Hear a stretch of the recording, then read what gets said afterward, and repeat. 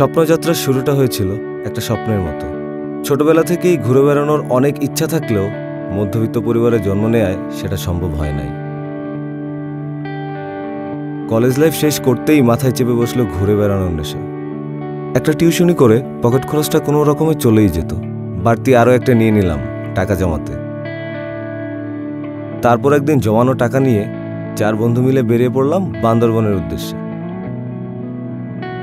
নাফাকুমের পর রেমাক্রি, এক এক জায়গায় ঘুরেছি আর অদ্ভুতভাবে আবিষ্কার করেছি নিজের দেশটাকে।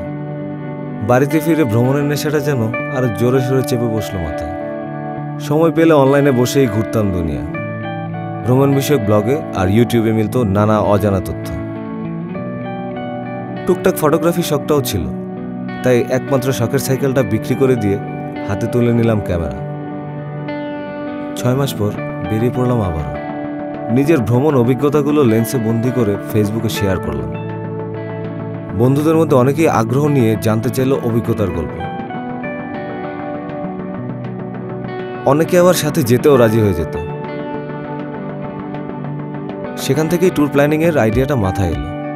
বন্ধুদের সবার উৎসাহে একদিন খুলে ফেললাম ভ্রমণ বিষয়ক ফেসবুক পেজ স্বপ্নযাত্রা। ব্লগে শেয়ার করতে থাকলাম ভ্রমণের অভিজ্ঞতাগুলো। ধীরে ধীরে সাড়া পেতে থাকলাম অসংখ্য মানুষের। এরপর আর পেছন ফিরে তাকাতে হয়নি। ইচ্ছে শক্তি আর অভিজ্ঞতাকে কাজে লাগিয়ে 2015 থেকে কাজ করে যাচ্ছে স্বপ্নযাত্রা।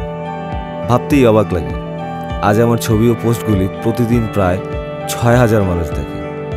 নিজের দেশে সুন্দর জায়গাগুলিকে নিজের মতো করে অন্যকে দেখানোর চেয়ে আনন্দ আর কিছুতেই নেই।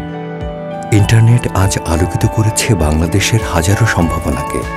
আলোর এই যাত্রাতে প্রতিটি মানুষের সাথেই আছে দেশের 1 নম্বর নেটওয়ার্ক গ্রামীণফোন।